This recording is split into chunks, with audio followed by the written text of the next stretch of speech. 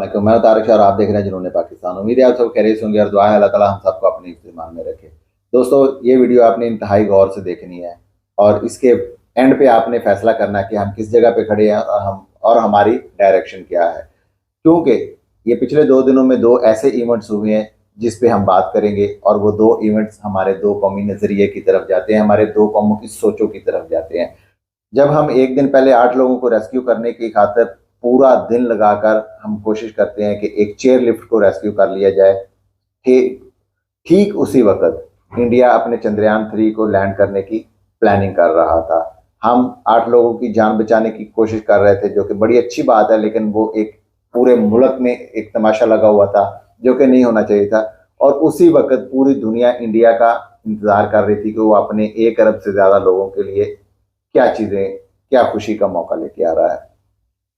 1947 में एक सिविलियन की तहरीक के तहत कायदे आजम के लीडरशिप में हमने लाखों कुर्बानियों के बाद ये मुल्क हासिल किया और मुल्क के साथ ही साजिशों ने जन्म लेना शुरू हो गया। वो हमारे हमसाया मुल्क में भी होंगी, लेकिन हम अपनी बात करेंगे।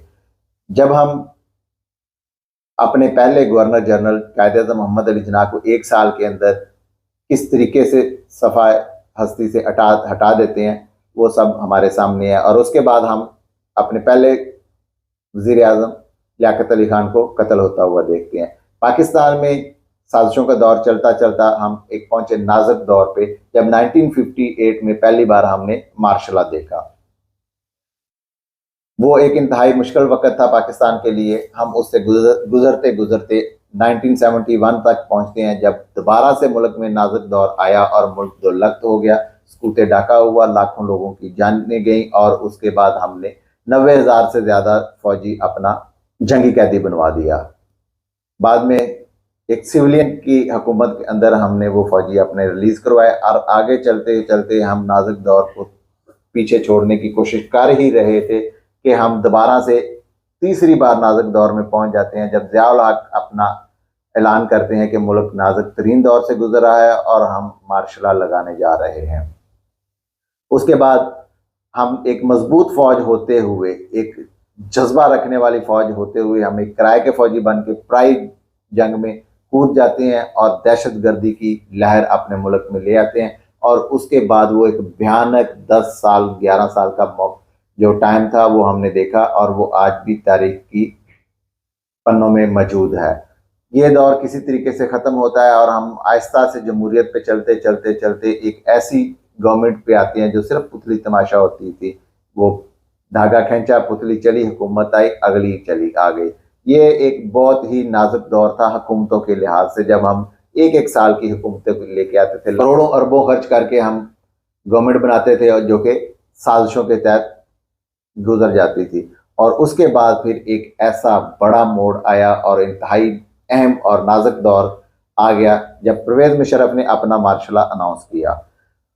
वो मार्शल लॉ हमारी बहुत सी सियासी कम अकली और सियासी गलतियों की वजह भी थी उसमें, लेकिन चूंकि हम इसके आदी हो चुके थे तो हमने उसको एक्सेप्ट किया, हमने खुशियां मनाई और उसके साथ ही हमारी एक मुंतखब हुकूमत घर को बेच दी गई। कुछ अरसे बाद दोबारा से इलेक्शन होता है और फिर मंडियां लगती हैं और अदारे मदारी बन जाते हैं और अवाम बच्चा जमूरा बन जाते हैं।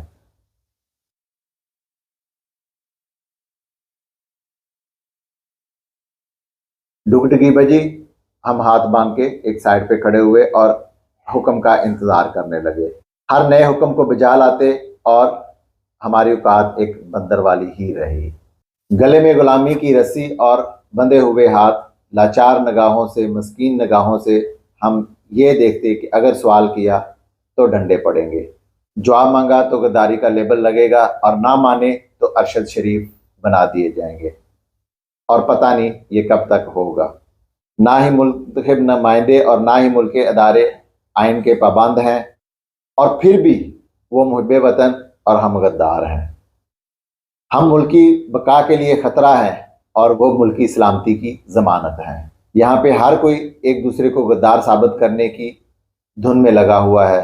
कहीं सहाफ़ी गुजरे दौर की राज फाश कर रहे हैं और कहीं सियासतदान आने वाले दौर का खौफ दिला रहे हैं, मगर इसका हल किसी के पास नहीं है और हर कोई अपनी लाचार शक्लें लेकर अवाम को दोबारा से पागल बनाने की कोशिश में लगा हुआ है। और इसी सना में हमारा हमसाया मुल्क चुपके से कहां पहुंच गया। वो 600 अरब डॉलर की इकोनॉमी लेकर बैठा हुआ है और हम 6 अरब डॉलर IMF के कर्जे की नवीद कौम को सुनाते नहीं शर्माते। हम इस पे ढोल बजाते हैं और हमारा मुल्क 600 अरब डॉलर अपने बैंकों में जमा करके बैठा हुआ है। आज तक जिसको हमारा सबसे बड़ा दुश्मन बताया जाता था और वो हमें दुश्मन समझता ही नहीं है। हमारे लिए एक इंतहाई शर्म का मुकाम उस वक्त था जब इंडिया के प्राइम मिनिस्टर अमेरिका में बैठ के कहते हैं कि पाकिस्तान की बात ना करो, हम उसको तो कुछ भी नहीं समझते, वो तो अपनी मौत आप मर रहा है। मतलब कि वो हमसे दुश्मनी भी नहीं लेना चाहते, लेकिन आज तक हमने इंडिया की दुश्मनी को कारोबार बनाए रखा। हमने उस इंडिया की दुश्मनी के नाम पर अपने लोगों को बेवकूफ़ बनाए रखा। जब हम कहते थे कि हम खड़े होते हैं तो इंडिया चुपके से निकल जाता था, और वो इतना चुपके से निकला कि चांद तक जा पहुंचा। और हम 8 लोगों को बचाने के लिए एक चेयर लिफ्ट को रेस्क्यू करने की प्लानिंग में 8 घंटे लगा देते हैं। ये एक छोटी सी स्टोरी थी 2 मुल्कों की। उम्मीद है आपको पसंद आई होगी और इसमें सिर्फ एक दुआ करें कि अल्लाह ताला हमें एक बेहतर लीडरशिप दे और जो अवामी उमंगों पर आए और इस मुल्क को उसी तरह इंडिया की कॉपी करे जब हमने अपने न्यूक्लियर प्रोग्राम का इफ्तिताह किया था और कामयाबी तक पहुंचाया था। पाकिस्तान जिंदाबाद।